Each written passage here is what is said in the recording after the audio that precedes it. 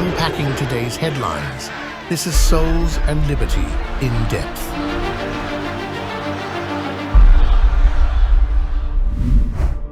Hello everyone, welcome to In Depth, a production of Souls and Liberty. Just 81 days to go, and it is sure getting real. Take a look at this meme posted on X. Yep, it's true. Oftentimes, one picture is worth 1,000 words. That picture there says everything that Elon Musk said during his interview with Donald Trump. It is civilization or communism.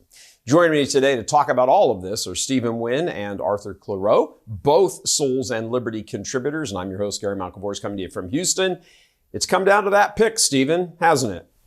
I really think it sums it up pretty nicely. Our moment of choosing is fast approaching, 81 days, as you said, and we are either going to head left, deeper into communism, or right toward a recovery of our freedoms. There's an interesting aspect to that meme that I'd like to point out. It, of course, depicts the proverbial fork in the road, and the right choice, both directionally and ideologically, points not to a free America, but a free world. And there's really something to that, I think. For all practical purposes, the United States is the last bulwark against communism. And if we choose to succumb to that system, there's not going to be anyone left really to prevent it from ultimately enveloping the whole world. As we've seen recently, tyranny can quickly overtake even freedom-loving democracies. We saw this in Australia and in Canada during the pandemic, and we're seeing it in Britain right now as well. And there's a clip that we've got that kind of illustrates this. About a month ago or so, there was a right-wing rally that was held in Britain, just in the heart of London, across the street from Parliament, actually. And in the one speaker, in the course of his address, he included a message to the people of the United States that I just found fascinating, really. Now, keep in mind that this was about mid-July, about 10 days before the rioting that overtook England's northern cities. We got a clip of that. Let's take a look. Our message to Donald Trump and the United States and every American who's watching this. Your election in November is far bigger than your country, okay? Donald Trump is needed in this world to bring back peace. His leadership is needed to save the West. All our countries are being flooded. They are destroying our cultures. They're bringing us down. It's an attack on the West. There's only one person who's stop it. You have the opportunity in November with these elections. I mean, that says it all, doesn't it? I got chills when I saw that clip for the first time. We have patriotic Brits, the salt of the earth segment of British society. They get it. They understand exactly what's at stake here and for the rest of the world on November 5th. I think a lot of politically astute people, they understand what's at stake far better than a great many Americans do. Yeah, I think that's very true. It's a great clip. Thanks for sharing it with us also. But I think one of the things the Marxists have been so great at doing around the world is setting up class warfare. Here, because there was a very robust middle class, that didn't work so well. So they shifted tactics to race and made it all about race. You got to divide on race, so pick a side, and everything begins to break down and all of that. But it really, truly is. This doesn't really have anything to do with race. It has everything to do with the sort of the elites and the common man. I mean, that's how this is breaking down. Arthur, what do you have for us? Well, just to continue off of what you were saying just there, race has been a very powerful tool for them. This is also part of the reason why they've been behind these mass migrations to Europe and the United States and literally funding and moving millions and millions of people into these countries, because they know that as soon as you have that diversity in there, you can divide people along those lines very easily, because human nature is unfortunately very predictable. But to the point on Trump and this election, I think it's really important to note that the whole world kind of saw the first Trump election as this awakening, or I should say the Western world at the very least, and definitely conservatives across the Western world and Christians across the Western world. And a lot of us felt like, wow, actually, we're not alone. There's a lot of us out here who've been kind of taught for a very long time that we're weird, we're alone, we should just shut up and go along.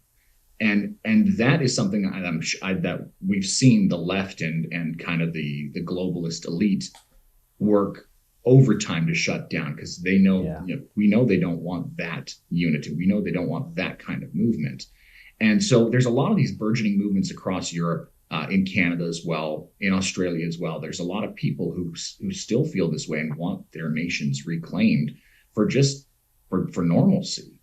And I think that's where that picture comes in. It's like, if Trump gets in, as imperfect of a man as he might be, we at least stay on the road to recovery. We at least move further towards restoration. Yeah. Whereas, and I was speaking with a business friend here about this, if Harris wins, it's kind of over. And that seems kind of like, it sounds like hyperbole, but it's really not. It's like, do you see, after a Harris victory, 4 years from now, do you see it getting better? Do you see someone else coming in who can take back and start the restoration again? Or does it just continue to decline, probably at a more rapid pace than it already is? Oh, yeah, absolutely. I want to stick with this idea of sort of the fork in the road, the end of civilization. It was remarkable. Actually, it was kind of astounding. I was listening on my phone to that X interview or discussion with Elon and Don.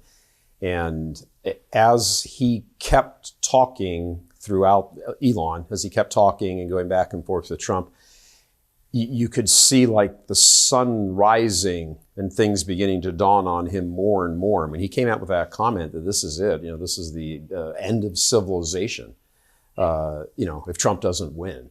I mean, Elon Musk said that. I don't know if enough people hung around for that, or I don't really see much discussion on that anywhere. And to me, it was the highlight. It wasn't when he said, well, Kamala sucks, or whatever he phrased it or something. I mean, he went straight to the 60,000 foot picture that, Trump doesn't win and it's the end of civilization because communism will lock it down here. Maybe the last election, as a matter of fact. Anyway, your thoughts? Think real quick. I think that's accurate, and I think we've already seen this take place. There have been little testing grounds like South Africa, Zimbabwe. Even you can go way far back to the Soviet Union, but you can see where that ends up, and it does not end up well. No. And really, it's this. There's this. The whole theme of it is a rejection of excellence, of achievement, of progress, really, in exchange for the typical communist oppression, just this kind of sickening thick blanket of bureaucracy that just shuts down everything and keeps everyone in poverty. Yeah. And it's one thing if you have one global superpower that way and there's another one fighting against it. Yeah. And it's a whole different story if the whole world is that way. And the way that the infrastructure was set up after World War II from the West, it is very powerful. And if that were to fall into the hands of, or I guess it already is in the hands of a lot of these people, but if it continues down that road, that's going to be a difficult thing to get out from under. Sure. Yeah. It's all of the fears that people had with a Biden win were actually held at bay. Not all of the fears, but a lot of them were held at bay, interestingly, by one man, Catholic, although probably not a really good one, but nonetheless, Catholic Democratic Senator Joe Manchin from West Virginia. The number of times, Stephen, you and I were in the newsroom back in Church Militant days and saying, wow, I can't believe this. This is one guy and it's a Democratic senator, or they get what they want. They get all of the bills they're trying to shove through, packing the Supreme Court, everything. They get everything. So if she wins, they will get all of that stuff. And I want to pick up with you, Stephen, on the Elon impact. A billion views. And I know views get counted different ways and all that and everything, but look, you got 1 billion views. There's a few 100 million people at least behind all of that. You think that has any kind of impact? Is that not getting picked up by pollsters who are being a little fishy with their numbers? What do you think? Just your gut. Yeah, it could be. I think the ultimate, outcome of the Elon effect remains to be seen. But yeah, 1 billion views. That's stunning. I mean, essentially, that's 1 out of every 8 people on Earth who have tuned in, to the conversation in whole or in part. And of course, the interview was aimed at undecided American voters, millions of them, and hopefully most of them stuck around to hear that final segment that you were referring to in the end. I agree. I thought that was by far the most powerful portion of the entire discussion. Will it make a difference in November? I mean, I guess we'll see. But it was powerful, and yeah, as you said, Elon is not some right-wing, extremist. He's not some, conservative, radical conservative. He described himself multiple times as a moderate Democrat, not even a conservative Democrat, a moderate Democrat. Yeah. And the discourse that they had was just common sense. They were just, they didn't touch on abortion. They didn't touch on LGBT issues. They just touched on common sense, bread and butter issues. Yeah. And so, hopefully, it makes an impact in November. And now I know that people, millions and millions of people outside of the United States, obviously they tuned in as well, and that had some of the global elite quite nervous. Souls and Liberty reported in the lead up to the interview that the European Union, it basically reached out to Musk literally in the hours before the conversation with Trump, basically threatening him that he would be held responsible for any fallout that were to occur inside the European Union, from his discussion with Trump. So they certainly appreciated the potential fallout. I'm laughing at what you're saying, Steve, because we can't say it on the air. We couldn't even put it up on the air. Yes, but yes.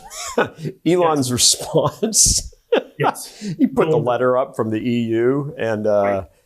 Let's just say it rhymes with duck. Yeah. He just said, get out of here. Yeah, he answered Brussels quite directly, not diplomatically, but, not that I'm condoning that kind of thing, but at the same time, it I don't know, it kind of... There just comes a point now where you've just got to push back against these people in no uncertain terms. Mic drop moments, mockery moments, if you got to use language, you got to use language. I mean, these guys are coming to kill you. We're supposed to play by the Marquess of Queensberry rules all the time. Yes, right, exactly.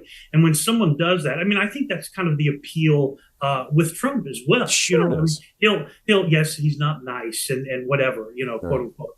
But man, sometimes he says stuff and you're just like, yes, because it echoes what you're feeling yourself. Absolutely. So. Yeah, and Stephen, let's stick with you for just a second here. It's more and more evident, like we touched on with Arthur there for a moment, that the little man has kind of been bowled over in all of this and betrayed by the great big giant, communist, military, industrial, media, technology machine. And not the latest of this has been done by both Catholic and Protestant leaders who've either just remained silent in the face of all this stuff, or they actually pushed this leftist crap and they disguise it as the gospel. What do you think of all that? I mean, that the left would be able to get traction in churches, the irreligious left. Right. Yeah, it's astounding. The silence from both Catholic and Protestant pulpits across the country has just been deafening, as you say. We're talking about the final triumph of communism in the United States. Communism, the mortal enemy of Catholicism and Christianity as a whole. And the fact that most pulpits are silent, and those who do speak about the left, the social gospel, all of that, they're encouraging it. It's just a massive failure. I think the majority of the shepherds are lost themselves. We saw not too long ago, the United States Conference of Catholic Bishops, they issued their voter guide and basically all but directly endorsed Joe Biden. They said that the majority of his policy positions better. Now, this, of course, is before the Kamala's coup, but they said a majority of Biden's policy positions better reflect Catholic teaching than those of Trump. Now, of course, never mind, pesky little issues like the sanctity of human life, the sanctity of the family, and so forth. Biden's he's the way to go for Catholics. It's absurd. And then, of course, we had the Minnesota Catholic Conference issuing this statement of praise for Governor Tim Walz after he was picked for the Democratic ticket. And this is the same Tim Walz who stood by in 2020 and did nothing as Marxists burned half of Minneapolis to the ground. The same Tim Walz who has been a rabid promoter of abortion and all things LGBT, and who just 3 months ago signed a bill into law basically allowing smut to remain in public school libraries. So, and tampons in fifth grade boy bathrooms. Right. Yeah. So that's praiseworthy. I mean, look, it's like St. Paul says, you sort of take the good with the bad, and Well, so that's all the bishops are doing, I'm sure. Yeah. It's just, I mean, we're looking at seriously the end of Western civilization as we know it. Maybe not tomorrow, maybe not November 6th, but it's coming. It's happening even now. And so for the fact that every pulpit in America should be resounding, fighting against this, the fact that there's practically nothing, it's maddening. Yeah, it is maddening. You go to Mass and you hear, even from good priests who get all this and would agree with everything we're saying here, there's this sort of, tepid, well, we all know how we should vote. Well, come out and say it. These people are communists. They hate children. They kill children.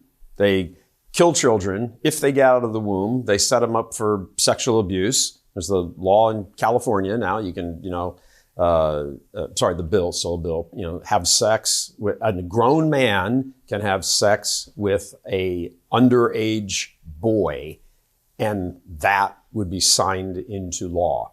If you're not going to have sex with them, well, then you're going to pervert them. You're going to keep the information away from their parents. That they want to go on puberty blockers, or they're in third grade and the boy thinks he's a girl, so go to see the school teacher, school nurse, and off we go. I mean, they hate children. They hate children because their father is the devil. That's why they hate children, because children are the next generation and life. Arthur, your thoughts? Yeah, I think for anyone who thinks this is being overstated, it doesn't take much looking around to find out that it's really not. We might even be understating the problem here. Yeah.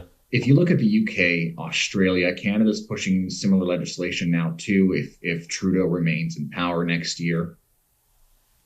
Retweeting someone, even just being, following someone who is saying things the government doesn't like, has become, it's illegal. You go to prison. I mean, people are doing more time for retweets or for protests or whatever it is than people who have done serious violent crimes, all based on that political leaning or their race or whatever it is that is now the new god for the Anglosphere.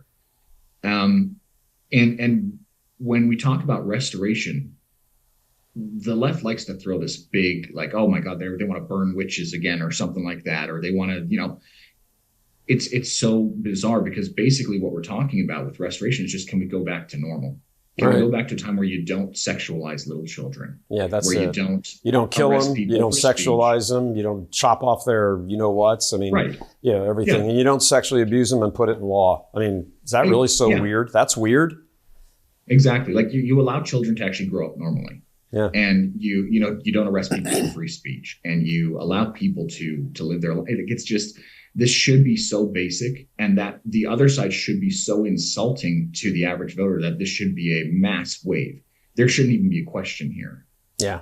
I really do think that people on the left, voters on the left, a large number of them, I think they get all of these things we're talking about. These great big giant 60,000 foot things, these issues and the end of civilization. They hate Western civilization. They want to have their abortions. They want to have their pink hair. They want to have their cats, all of that stuff. That's what they want to do. I don't there are many more people, I think, just as I read hundreds of comments every day on everything, read articles and read the comments under the articles in, conservative and more liberal or lefty publications. They get it. It's the voters on the right that don't get it. And, why that is, that's a whole other show. But, there does seem to be an awakening among conservative-minded Christians and Catholics, Protestants. But at this point, as we've been talking about, it is a race against the clock. Is there sufficient awakening, Arthur, to save the ship? What do you think? I hope so. I really hope so. I think the target demographic here is those who are still somewhat undecided. And I think for people who are undecided, again, it's just like, look at the very basics. Look at, okay, one way, what gets legalized, what gets pushed through, what continues. Mm-hmm. Let's take the illegal problem for right now for a second. $450 billion last year. That was the cost to house and feed and maintain people who came over illegally. What can be done with $450 billion in a nation that needs infrastructure, that needs, even if you're on the left and you're like, hey, I want free healthcare, or I want my student loans paid, all these sorts of things that maybe there's some squabble over. Okay, fine. There's $450 billion over there. Well, Zelensky should be throwing a fit on that. That's $450 billion we could have shipped off to Ukraine. Yeah. But then, and that's just such a simple example as well. Like we said before, some of these are life-threatening problems. The ability, we just have to look back to COVID and think about it that way. Kamala Harris was in power during everything that happened in COVID. Yep. She's the one who enforced lockdowns. She's the one who infringed on everyone's ability to move, to work, to do anything. And that's just a taste of what's to come. That's obviously in their wheelhouse. They're willing to do it, and they're going to do it again. Sure. Yeah, you're hearing all this chatter now about monkeypox. Oh, boy, this is might turn global just in time for early voting to start next month. Steve, we're going to wrap up with you. Your thoughts on the same line. People are waking up, certainly. Are there going to be enough in time? We get 81 days to go. And actually, early voting starts in about 30. I certainly hope so. Again, I just don't know how this is going to turn out, and I'm nervous. I'll put it that way. But I just think, unfortunately, I think too many Americans they're used to being spoon-fed their information, their data, and the only offering that's on the main table is just Marxist propaganda, basically. So I think there are, as you say, a lot of people are waking up, but they're having to really kind of go out and search out information, and primarily they get that on X and other social media platforms. Literally, thank God for the existence of those. I think we'd be lost if we didn't have those. But yeah, the clock is ticking, and we're getting down to the wire here. I'll just leave it at that. I hope so. Yeah, I'll put a little analogy just before we say goodbye, but this is like two teams. Everybody knows, no big giant Notre Dame fan, went to Notre Dame. It's like Notre Dame in a game, and the opponent, say it's Southern Cal, jumped out to this giant lead, and then the Irish just start pounding and rallying and they pull to within a field goal. And just at the moment outside field goal range, there's about 16 seconds left on the clock, and you've got one timeout. That's what this feels like right now. And you have to get a first down on the next play because you're not in field goal range. You got to get that next first down. That's kind of what this feels like. And I think anybody who's a college football fan, if you're a Notre Dame fan, you get that. Munching on your fingernails and just that horrible feeling in the pit of your stomach. And, when the kick happens, you have to look away because you can't stand the reality of it missing. So you're sort of listening to the crowd, like how they're going to respond. That's really what this feels like right now. And it's not just a race. It isn't Trump versus Kamala. It really is Western civilization versus communism. And Western civilization does seem to be rallying. Question is, you're going to possess the ball last, and is your field goal going to be successful? My analogy. All right, remember, we're going to leave it there for now. Thanks for being on. Appreciate it. We'll see you next week. Before we leave you all, something to consider. As strange as it may sound, this election is shaping up to be one of Catholic truth pitted against atheist lies, draped by communism, of course. Of course, it's always been pretty clear that in the end, the great final battle would always come down to Catholicism versus atheism, the truth versus the lie. Remember that confrontation in John's Gospel between Jesus, our blessed Lord, the truth, and the Pharisees, who he condemned as having the devil as their father because there was no truth in him. Of course, by extension, he means there's no truth in you either. Christ called him a liar and a murderer from the beginning. Well, here we are, the truth versus the lie. If you navigate all around the internet, a major theme is developing. It's the influence of Catholicism popping up in this election. And for the record, we're not talking about the cowardly hierarchy that Stephen mentioned earlier, who've been worse than useless in the war to save civilization. We're talking about the abiding truths of the Christian faith, 2,000 years now and counting, protected by the Holy Spirit, the third person of the Blessed Trinity, and that told to us by the second person of the Blessed Trinity. Both the New York Times and MSN, as you can see right here, two outfits firmly planted in the camp of the lie, recognize their enemy, Catholicism, and they're trying to disparage it. And then there are treatments of not Catholicism per se, but Catholic truth, as in this article published on the Unheard website, The March of Kamala's Brides. Miserable young women are the Democrats' foot soldiers. That article, well worth the read, points out the somewhat obvious truth that nearly a quarter of women between 25 and 40 are not married, have no children, and unsurprisingly, a majority of them profess they self-identify as suffering from emotional illness. Nearly a quarter of them. Yet 3/4 of them vote for Democrats. Why are they miserable? Why are they emotionally ill and so filled with rage? Because they have believed the lie and they have forsaken the truth of natural law, propounded by the Catholic Church since Christ personally established it at Caesarea Philippi 2,000 years ago. It's never been more clear what's on the line this election. Politically, in the material order, it's truth versus communism. That's what it is. Communism versus the free world. That's what our opening graphic was. But don't lose sight of the reality that to an extent, this is a proxy war for the real war. Truth versus the lie. Catholicism versus atheism. They aren't especially religious, but God raises up whoever he wants to proclaim the truth, even if the messengers themselves don't totally get that, like Don and Elon. You know, truth, it's like water. It always finds a way. God love you. I'm Gary Michael Boris.